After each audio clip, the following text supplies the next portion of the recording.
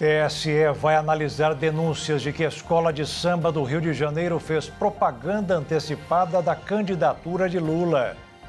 Medidas adotadas pelo governo retiraram mais de 60 bilhões de reais do Fundo de Garantia nos últimos 3 anos.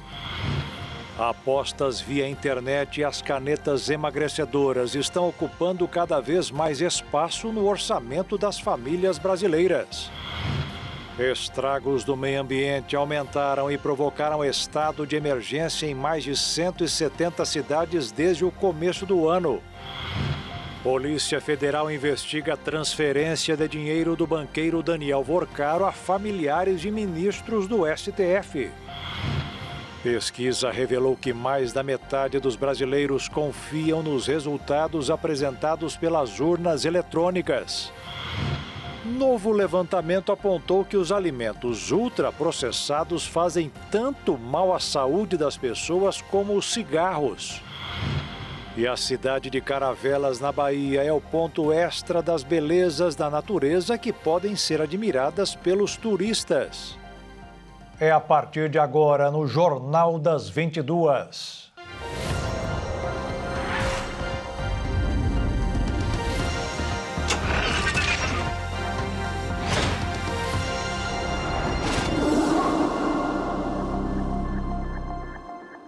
Olá, boa noite. A homenagem ao presidente Lula, feita por uma agremiação de samba do Rio de Janeiro, provocou reação em bloco de lideranças de oposição do governo. Políticos classificaram como propaganda, grave ilícito eleitoral e deprimente espetáculo de abuso do poder. O Partido Novo anunciou que vai acionar a Justiça Eleitoral para pedir a inelegibilidade de Lula. A primeira agremiação a se apresentar neste último domingo, Acadêmicos de Niterói, levou para Marquês de Sapucaí um enredo sobre a trajetória do presidente Lula. A homenagem provocou pelo menos 10 ações judiciais tentando impedir o desfile ou suspender o repasse de recursos públicos à escola. As representações foram apresentadas no Ministério Público, no Tribunal de Contas da União, na Justiça Comum e também na Justiça Eleitoral. De modo geral, os autores argumentam que o enredo configuraria propaganda eleitoral antecipada, já que Lula anunciou pré-candidatura à reeleição. A lei eleitoral proíbe propaganda antes de 16 de agosto. Os questionamentos citam trechos do samba-enredo, a possível menção ao número do partido e o uso de jingle associado à campanha. Também houve pedidos para impedir a presença do presidente no sambódromo e para barrar eventuais ataques ao ex-presidente Jair Bolsonaro. O caso, ele chegou à instância máxima da Justiça Eleitoral. O plenário do Tribunal Superior Eleitoral analisou os pedidos de liminar apresentados por partidos de oposição e decidiu, por unanimidade, manter a realização do desfile, algo que já aconteceu.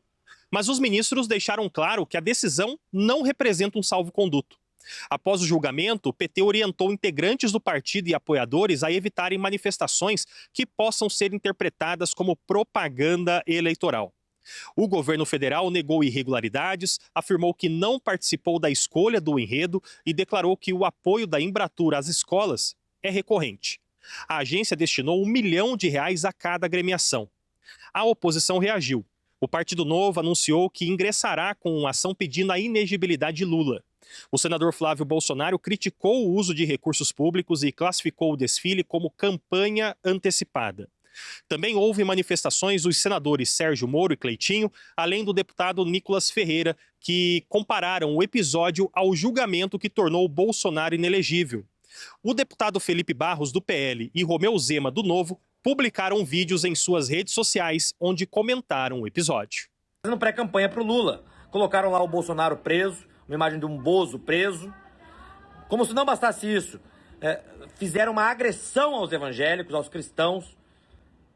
Gente, é pré-campanha. A régua que o TSE julgou o Bolsonaro foi lá em cima. O Bolsonaro ficou inelegível porque participou do 7 de setembro, uma data cívica. Então eu estou anunciando aqui para vocês agora que estou ingressando amanhã cedo, segunda-feira pela manhã, primeiro horário, estou ingressando com uma medida no TSE. Porque o TSE disse semana passada que o desfile do Acadêmico de Niterói poderia acontecer, mas isso não significa que outras ações sobre isso não poderiam acontecer. Então, vamos fazer acontecer. Estou ingressando com novas ações diante de tudo isso que a gente está vendo agora, para que a régua utilizada contra o Lula seja a mesma daquela que foi utilizada contra o Bolsonaro.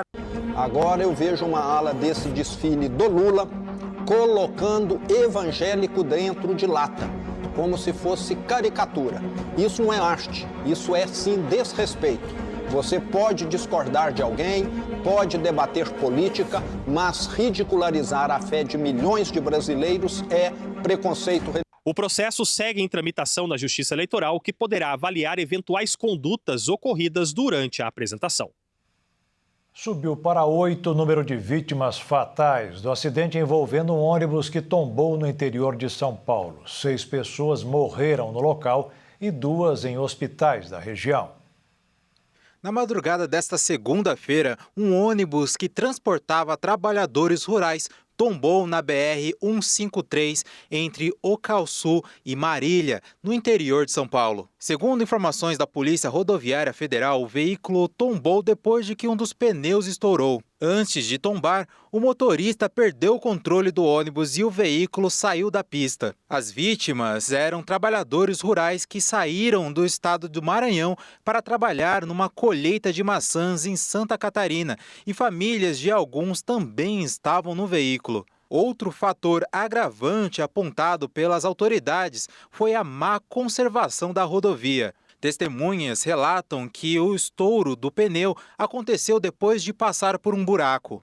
Ainda de acordo com a PRF, o ônibus não tinha autorização da Agência Nacional de Transportes Terrestres para fretamento fora do estado do Maranhão. Portanto, estava em uma viagem irregular. Em nota enviada pela Secretaria de Segurança Pública, a Polícia Civil informou que atua na identificação das vítimas e dos demais envolvidos no acidente. E a empresa responsável pelo coletivo também será investigada.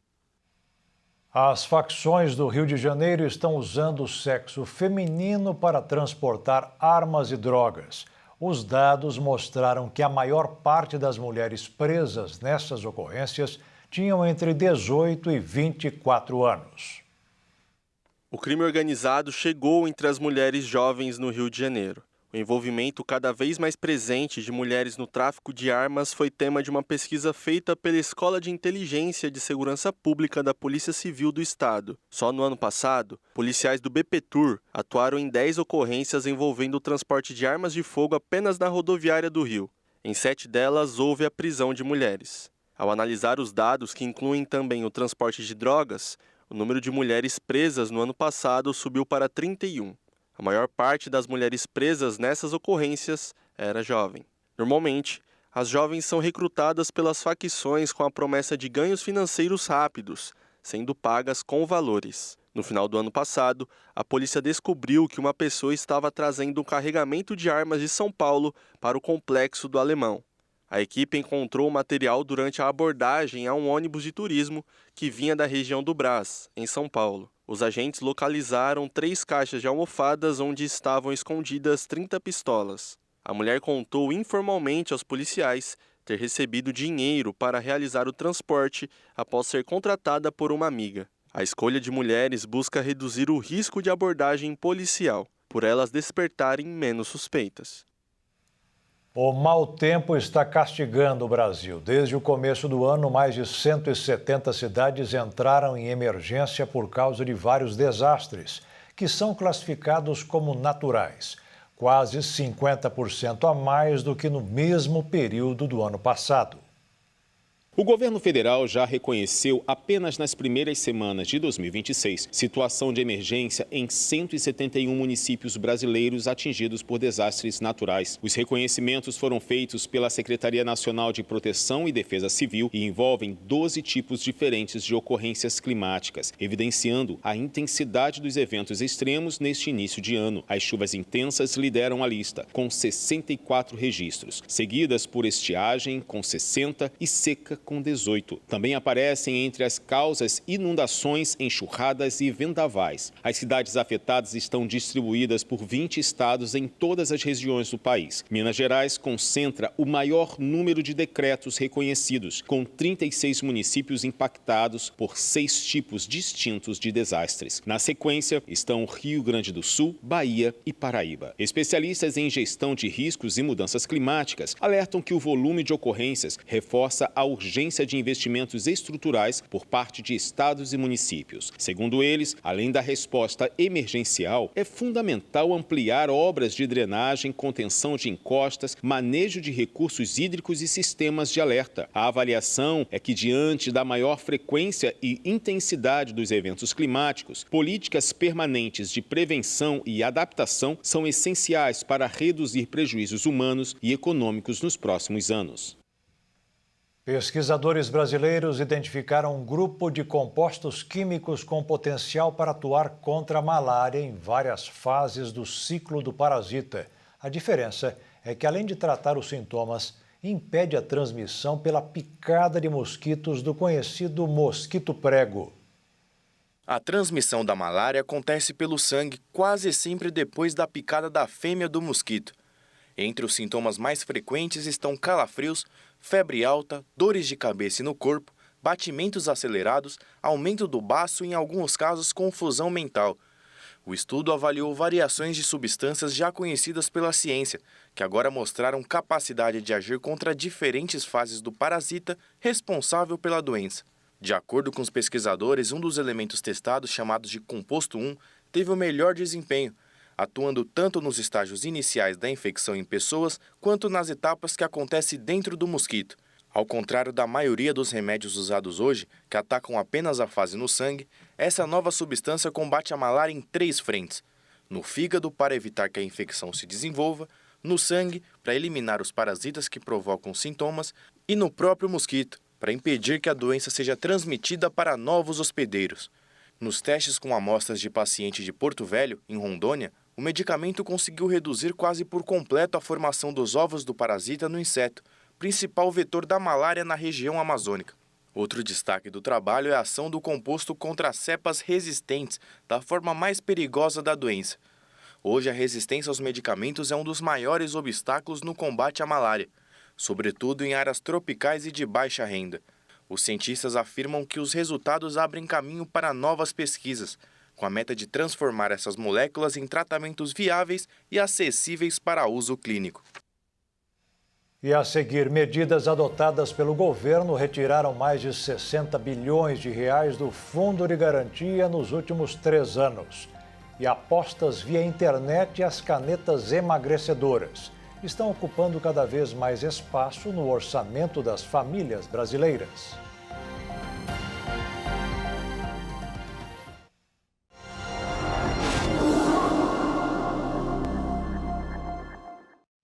As apostas via internet e as canetas emagrecedoras estão ocupando cada vez mais espaço no orçamento das famílias brasileiras. Para dar conta de uma renda que também tem que acomodar serviços como celular e companhia, a alternativa tem sido tirar da cesta de compras alguns produtos básicos, que antes jamais seriam dispensados. A expansão das apostas online, conhecidas como bets, e o avanço do uso de canetas emagrecedoras tem pressionado o orçamento das famílias brasileiras. Pesquisas qualitativas inéditas da Nielsen Consumer, empresa líder mundial em inteligência do consumidor, apontam que as plataformas de apostas já estão presentes em 26% dos lares do país, com maior incidência nas classes D e E. No mesmo recorte, medicamentos injetáveis para perda de peso aparecem em algo entre 25% e 35% das residências, considerando produtos regularizados, alternativas irregulares e até versões manipuladas, prática proibida pela Agência Nacional de Vigilância Sanitária. Os dados têm como base o painel de lares da empresa, que acompanha pouco mais de 8 mil domicílios de forma contínua e cruza informações com vendas no varejo, incluindo farmácias. Embora o relatório completo ainda vai ser divulgado, os resultados preliminares já indicam mudança relevante no padrão de consumo das famílias, com novas prioridades disputando espaço no orçamento mensal. No varejo farmacêutico, o impacto é visível. Durante a última Black Friday, 3 dos 5 produtos mais vendidos em farmácias foram canetas emagrecedoras. O custo mensal do tratamento varia bastante. Medicamentos mais conhecidos, como o Mounjaro, partem em cerca de R$ 1.400, enquanto outras opções inferiores giram em torno de R$ 300 por mês. No caso das apostas, o peso recai especialmente sobre as famílias de menor renda, onde a prática muitas vezes é vista como tentativa de complementar ganhos. Segundo a pesquisa TIC Domicílios 2025, ao menos 19% dos usuários de internet no Brasil realizaram apostas online. Dados da Secretaria de Prêmios e Apostas mostram que o setor movimentou 37 bilhões de reais em receita bruta no último ano. Especialistas ressaltam que bets e canetas não são os únicos fatores por trás da reorganização do consumo. A ampliação da inclusão financeira, com o percentual de brasileiros com conta de alguma instituição saltando de 56% em 2011 para mais de 86% em 2024, permitiu maior acesso a crédito e financiamento de bens de maior valor. Ao mesmo tempo, as famílias enfrentaram inflação elevada, crises sucessivas e aumento de 12% nos preços dos alimentos no último ano, enquanto o consumo caiu 0,6%, cenário que exige cada vez mais ajustes para equilibrar as contas. O Fundo de Garantia perdeu mais de 60 bilhões de reais nos últimos 3 anos. O resultado foi provocado por medidas adotadas pelo governo federal para ajustar as contas públicas. Durante os 3 anos que se passaram do terceiro mandato do presidente Lula, o governo federal lançou várias medidas que vão retirar do FGTS mais de 60 bilhões de reais. Uma dessas iniciativas que impacta o fundo é uma medida provisória que foi determinada no início desse mês. Ela abre uma linha de crédito para socorrer santas casas e entidades que atendem pessoas com algum tipo de deficiência. Nos próximos 4 anos serão destinados 40 bilhões de reais. Ou seja, esse total será dividido em 8 bilhões e 100 milhões de reais por ano do FGTS, o que corresponde a 5% do orçamento do fundo. Outra medida provisória do governo aconteceu justamente na virada do ano. Ela autoriza a retirada do saldo remanescente na conta vinculada para quem aderiu ao saque aniversário e foi demitido entre janeiro de 2020 e dezembro de 2025. Inicialmente, essa medida teria um impacto de 7 bilhões de reais, mas esse valor já mudou e agora será de pouco mais de 8 bilhões e meio de reais. Para 2026 e 2027, os conselheiros aprovaram um orçamento de mais de 160 bilhões de reais. E nos anos seguintes, esse valor tem uma leve queda para 155 bilhões de reais. Para tentar diminuir o rombo de todo o montante que será retirado, o fundo terá que aumentar o resgate de títulos do Tesouro, que ajudam a formar uma reserva e que ajuda a cobrir emergências futuras. De cada 4 profissionais de recursos humanos consultados, um disse que as empresas enfrentam um sério problema atualmente, que é a troca constante de profissionais entre as empresas. Os jovens trocam facilmente de emprego em troca de mais benefícios ou salários mais altos. De acordo com o Centro de Integração Empresa-Escola, os dados indicaram que a alta rotatividade está relacionada à percepção de que as condições oferecidas pelas empresas não são suficientes e atrativas, normalmente em relação a benefícios, remuneração e possibilidades de desenvolvimento. As empresas sentem dificuldades para contratar. Elas ainda priorizam critérios comportamentais no momento da contratação. 4 em cada 10 responsáveis por recursos humanos apontaram interesse em aprender como principal fator na seleção de estagiários, acima de habilidades técnicas específicas. Também apareceram entre os critérios mais citados disciplina, pontualidade, habilidades socioemocionais e facilidade de adaptação ao ambiente corporativo. A lógica se manteve no momento da efetivação. Mesmo diante dos desafios, a taxa de aproveitamento dos estagiários foi relativamente alta. A pesquisa também mostrou que, embora a maioria das empresas considere o trabalho mais favorável ao aprendizado, os estudantes tendem a preferir formatos mais flexíveis. Outro ponto sensível foi o papel dos gestores diretos no acompanhamento do estagiário. Para os profissionais do RH, o desenvolvimento do estudante depende mais do gestor do que do formato de trabalho pela empresa.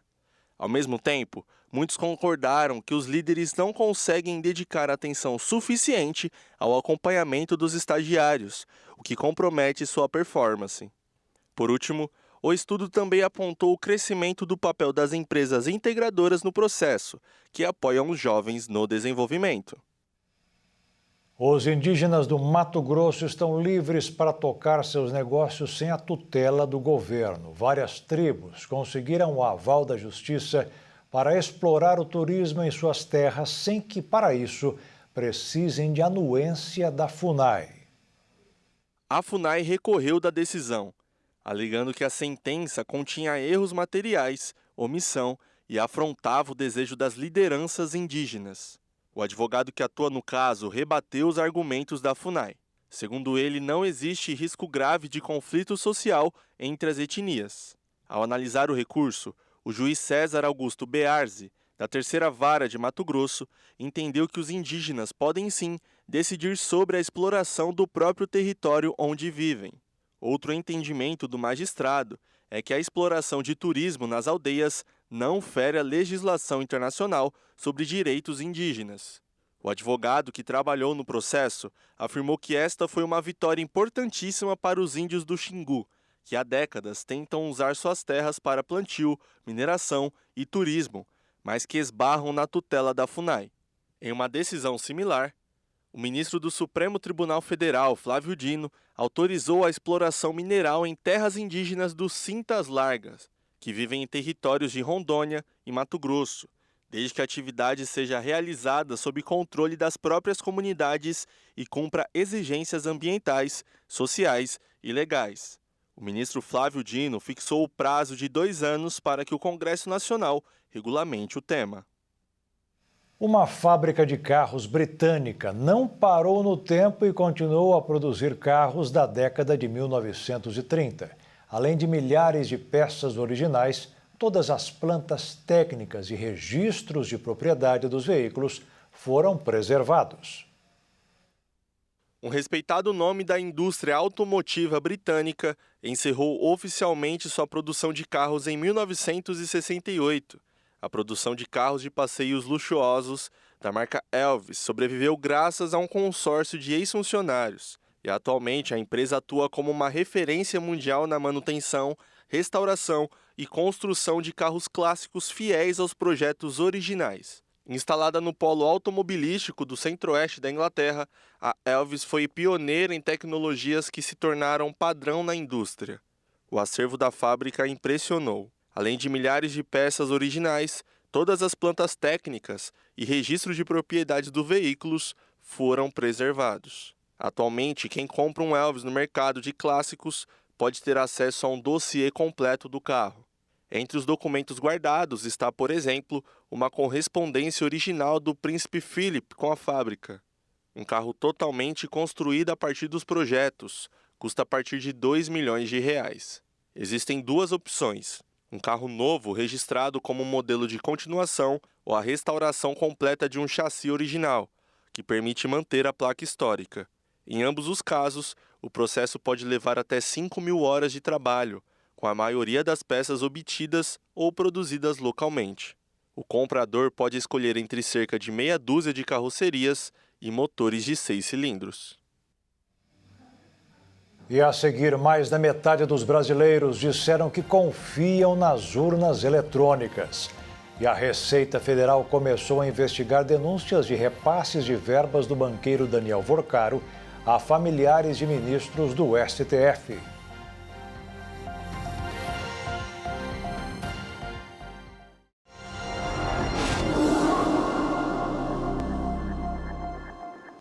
A Receita Federal começou a fazer um rastreamento nos seus sistemas para verificar se houve quebra de sigilo de dados de familiares de ministros do Supremo Tribunal Federal.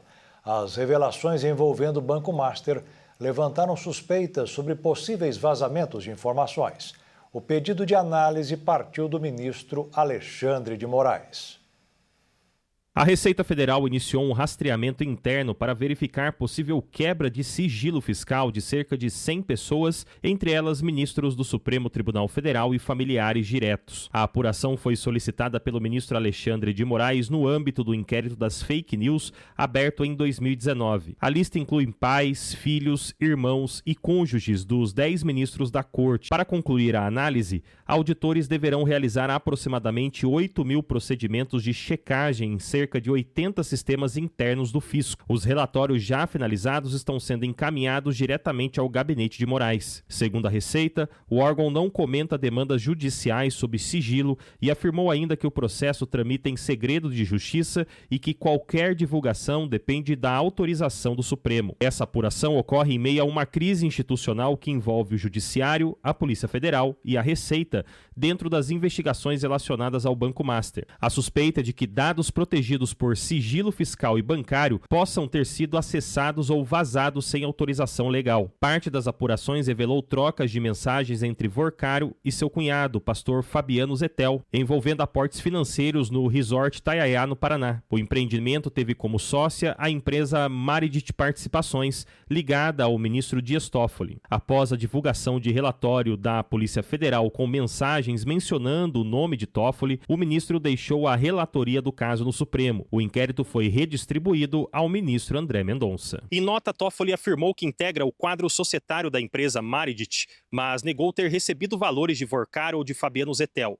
A defesa sustenta que a única operação realizada foi a venda de parte da participação no grupo Taiaiá em setembro de 2021, a valor de mercado. Nos bastidores do Supremo, ministros avaliam a possibilidade de investigação interna sobre a conduta de órgãos envolvidos nas apurações. Como a Polícia Federal e a Receita estão subordinadas ao Executivo, integrantes da Corte teriam ampliado a preocupação também ao Palácio do Planalto. Até o momento, a Polícia Federal não participa da verificação sobre eventual vazamento de dados fiscais. O resultado da auditoria interna da Receita deve indicar se houve acesso indevido a informações protegidas por sigilo e, caso confirmado, abrir nova frente de investigação na crise que envolve o Banco Master e os integrantes do Supremo. Uma pesquisa da Quaest mostrou que mais da metade da população brasileira confia nas urnas eletrônicas, mas uma parte diz que não acredita tanto no resultado que sai depois das votações. De acordo com o levantamento, 53% dos entrevistados afirmaram que concordam que as urnas eletrônicas são confiáveis. Outros 43% discordam e dizem que o modelo não é confiável, enquanto 1% dizem que não concorda e nem discorda. Outros 3% disseram não saber ou não responderam à pergunta. Segundo a pesquisa Quaest, a região que mais demonstrou confiança nas urnas foi o Nordeste, com 59% das pessoas que concordam com a afirmação apresentada e 37% que discordam. No Sudeste, 54% demonstraram confiança, contra 42% que discordaram. No Sul, houve empate, com 48% para a confiança como para a desconfiança. Já no Centro-Oeste, as mesmas porcentagens do Sul se repetem. 48% acreditam que as urnas são confiáveis contra 48% que discordam. A região Norte não entrou no levantamento. A pesquisa da Quaest pesquisou também em que os entrevistados votariam. Dos que concordam com a confiabilidade do sistema de votação, 75% votaram no presidente Luiz Inácio Lula da Silva, 26% em Jair Bolsonaro e 59% votaram branco, nulo ou não votaram. Dos que discordam da confiabilidade, 22% votaram em Lula, 69% em Bolsonaro e 38% fizeram votos brancos, nulos ou não foram votar. Quando a amostra é analisada por faixa etária, a que mais concorda com a afirmação de que as urnas são confiáveis é a de 16 a 34 anos, com 57% confiam e 40% desconfiam.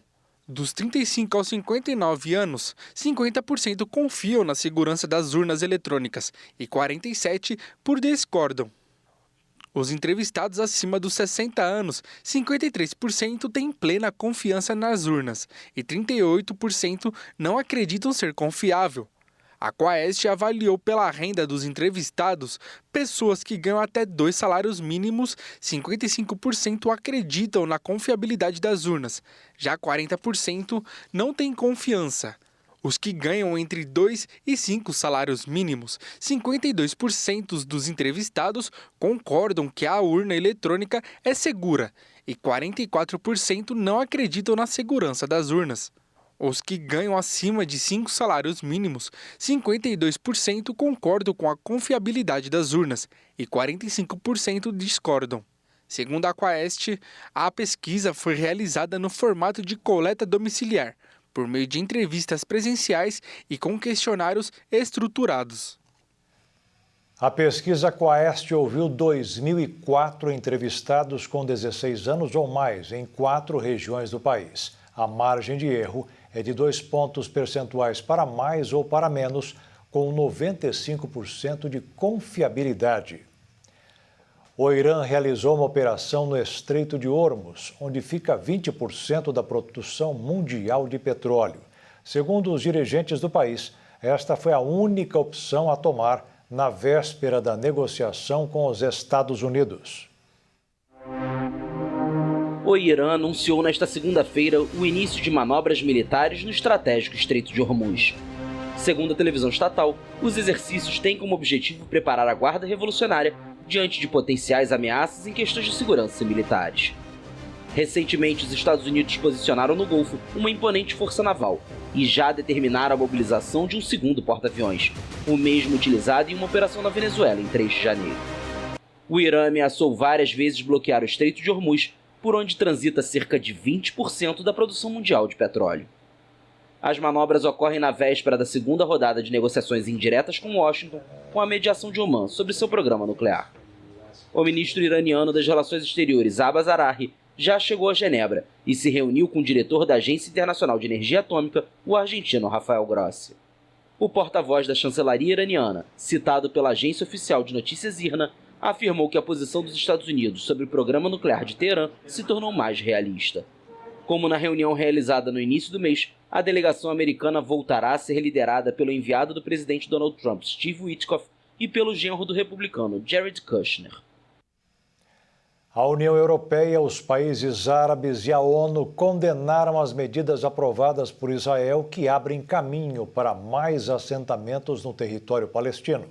A ocupação israelense é ilegal, sob a lei internacional. Os europeus e a Organização das Nações Unidas pedem a revogação das medidas.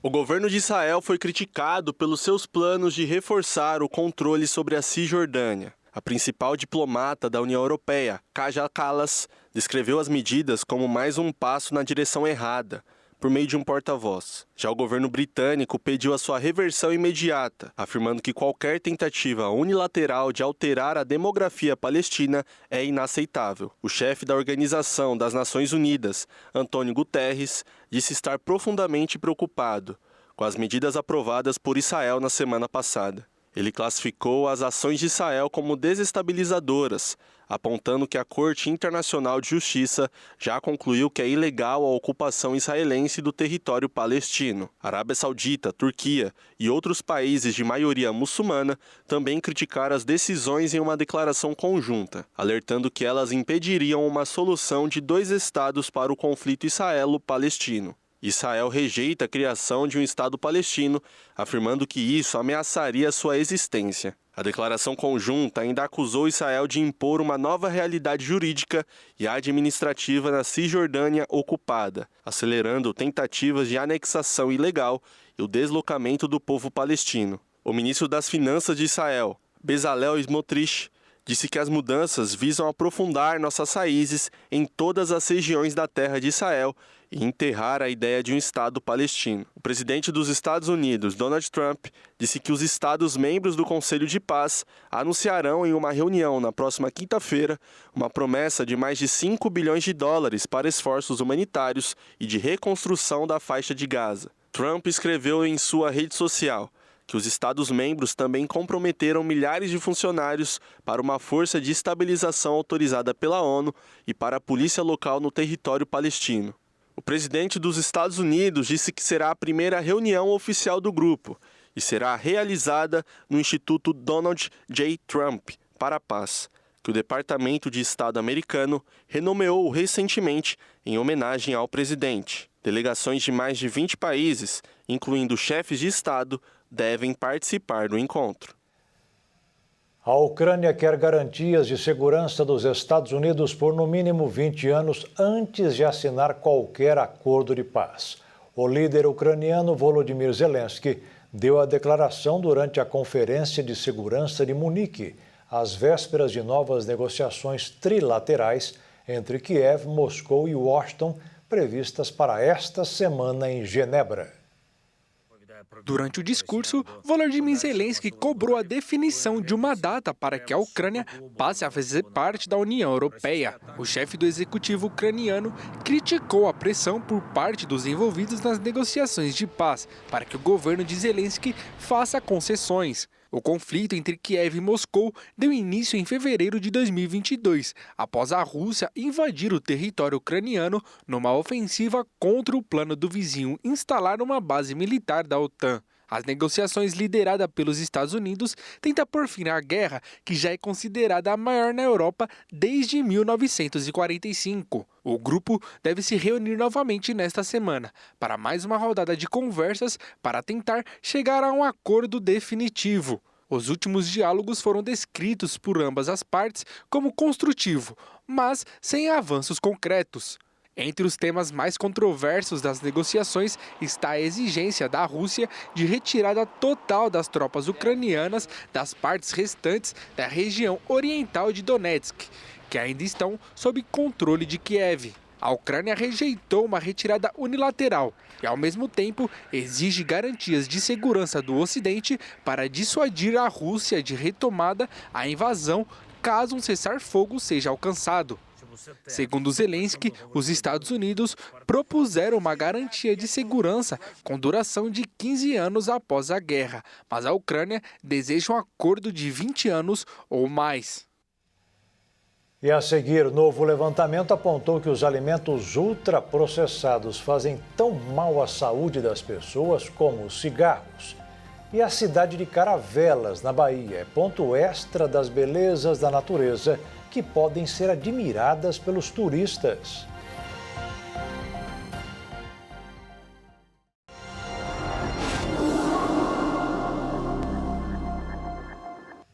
O ator Robert Duvall morreu aos 95 anos. Foram mais de 60 anos de carreira quando o artista se tornou um dos rostos mais lendários do cinema americano. A causa da morte ainda não foi revelada. Robert Duvall, que interpretou o braço direito do chefe mafioso de O Poderoso Chefão e roubou a cena com sua atuação em Apocalipse Now, morreu aos 95 anos no domingo. A informação foi revelada por sua mulher, Luciana Duvall, nesta segunda-feira. Ontem nos despedimos do meu amado marido, querido amigo e um dos maiores atores de nossa história. Bob faleceu em paz em casa, escreveu Luciana. Duvall ganhou o Oscar de melhor ator pelo filme A Força do Carinho, de 1983, e foi indicado outras 6 vezes. Ao longo de sua carreira de 6 décadas, brilhou tanto em papéis principais quanto coadjuvantes e continuou atuando até os 90 anos. Além de interpretar um advogado em O Poderoso Chefão, Duvall estrelou filmes icônicos como A Conversação, Rede de Intrigas, Apocalipse Now e Um Homem Fora de Série. Em sua declaração, Luciana Duvall disse: "Para o mundo, ele era um ator vencedor do Oscar, um diretor, um contador de histórias. Para mim, ele era simplesmente tudo. Sua paixão pela arte só era comparável ao seu profundo amor por personagens, uma boa refeição e por receber visitas." Pesquisadores alertam que os alimentos ultraprocessados fazem tanto mal à saúde quanto o cigarro. O estudo foi realizado por 3 universidades dos Estados Unidos que estabeleceram regulamentações mais rigorosas a esses produtos processados. Os pesquisadores de universidades compararam os impactos dos alimentos ultraprocessados na saúde com os do cigarro e concluíram que os dois são desenvolvidos para estimular o consumo repetido e criar dependência. Esse tipo de produto industrializado costuma levar emulsificantes, corantes e aromatizantes artificiais. De acordo com o estudo, há semelhanças tanto na forma de produção dos ultraprocessados quanto nas dos cigarros, além das estratégias usadas pelas empresas para definir a quantidade ideal dos ingredientes e a velocidade com que eles ativam os mecanismos de prazer do organismo. Os ultraprocessados são pensados justamente para intensificar essa sensação de recompensa e acelerar a absorção de substâncias que estimulam o paladar, o que favorece o consumo excessivo e bagunça os sinais naturais de fome e saciedade. A fabricação desses alimentos segue técnicas parecidas com a das indústrias do tabaco, como ajustes das doses e a amplificação do efeito prazeroso. Os autores das pesquisas defendem que seja possível separar os ultraprocessados mais nocivos de outros produtos alimentícios, assim como acontece com bebidas alcoólicas e não alcoólicas. Eles também pedem que as políticas de saúde pública deixem de focar apenas no comportamento do consumidor e passem a cobrar mais responsabilidade das empresas do setor alimentício. O estado da Bahia encanta pelo seu povo acolhedor, as belezas naturais e a culinária de sabor único. A cidade de Caravelas, no extremo sul do estado, representa uma parte das maravilhas baianas.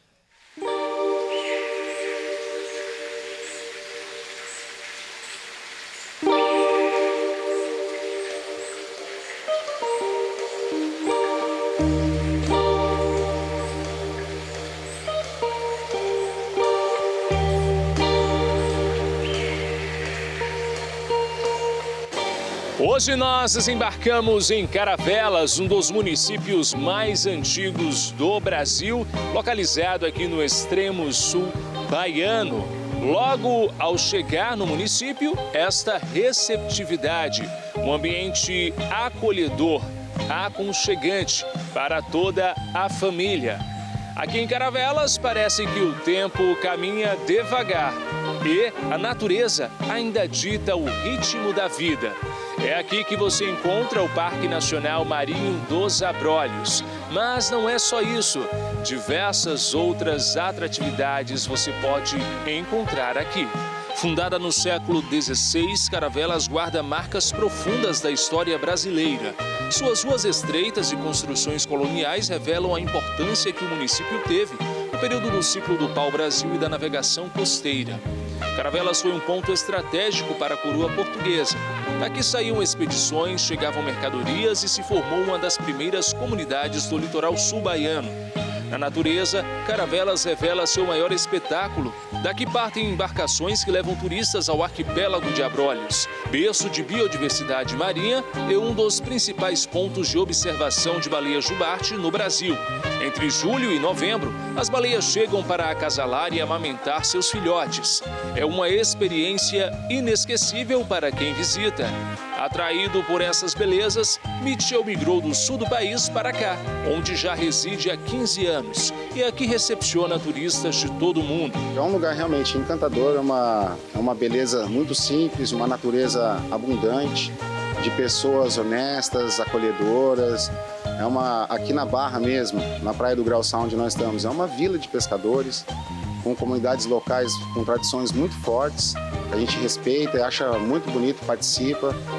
Enfim, Caravelas tem uns encantos que só você bebendo a água e voltando para cá que você vai entender. Para garantir a manutenção de tão belas paisagens, o ICMBio desempenha importante papel e não é necessário navegar tantas léguas para aproveitar a natureza. No espaço do visitante, os turistas têm contato com a fauna, a flora, as belezas desta terra, mesmo sem ir ao alto mar, sendo conscientizados sobre a necessidade de preservar. Além da réplica de baleia jubarte, que é um dos grandes atrativos aqui, né? Então a gente tem uma sala de exposição que conta, né, o contexto histórico, regional aqui, onde estão inseridas 2 unidades de conservação. Então tenta também trazer assim a conexão com a cultura da região, com essa natureza, né, que a gente tem verdadeiros paraísos ecológicos, e também sensibilizar as pessoas que visitam aqui para a importância, né, tanto social como ambiental das nossas áreas, né? Então a gente está aqui em frente à reserva extrativista, né, de Caçurubá. Então do centro de visitante você olha para o outro lado do rio, já está vendo a reserva extrativista. Além de Abrolhos, o município abriga extensos manguezais, praias preservadas e comunidades tradicionais que vivem da pesca e do turismo sustentável. Além de tudo, a gente está no lugar, né, a Praia do Quitongo. É uma praia tradicional da comunidade que também é possível usufruir, né? Então é um espaço conectado. A gente também tem uma trilha, né, aqui no centro de visitantes, que é a trilha aqui, né, do Marobá, que fica aqui no Quitongo também, uma trilha de aproximadamente 1 quilômetro, então bem tranquilo, né?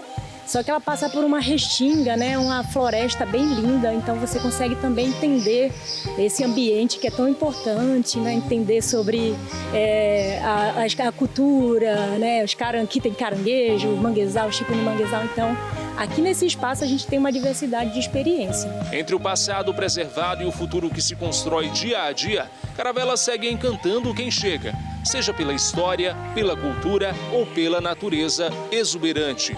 Um pedaço da Bahia onde o Brasil começou. A história jamais pode ser esquecida. Ela se perpetua por meio de projetos como Baleia Jubarte. Nós somos uma cidade histórica que foi construída basicamente à base de óleo de baleia, né? As pessoas caçavam baleia, a economia da região girava em torno da baleia e isso acabou ficando esquecido. Então é importante a história e o resgate das baleias porque, em especial, a gente está melhorando, está construindo um novo processo onde as pessoas estão, inclusive, ganhando recurso, né, através da preservação, da conservação das baleias que estão no cenário nacional. Quem visita o centro da cidade tem acesso ao espaço Baleia Jubarte. Camila é uma das responsáveis pela recepção. No projeto eu costumo apresentar um pouco sobre as baleias jubartes, que é o principal intuito, e a gente também explica sobre abrolhos um pouco e também sobre alguns golfinhos, enfim, sobre os cetáceos que tem aqui. A tradição pulsa forte. Festas religiosas, grupos culturais e o artesanato em madeira e fibra mantêm viva a identidade caravelense. No espaço Baleia Jubarte é possível encontrar um pouco dessa rica cultura. Cerca de 19 artesãos expõem suas obras. A maior procura aqui é imãs, chaveiros, canecas personalizadas, blusas e os demais artesanatos, né? Que é tudo produzido aqui, tudo material caravelense. E o Jornal das 22 termina aqui. Uma boa noite para você e fique na paz. Tchau.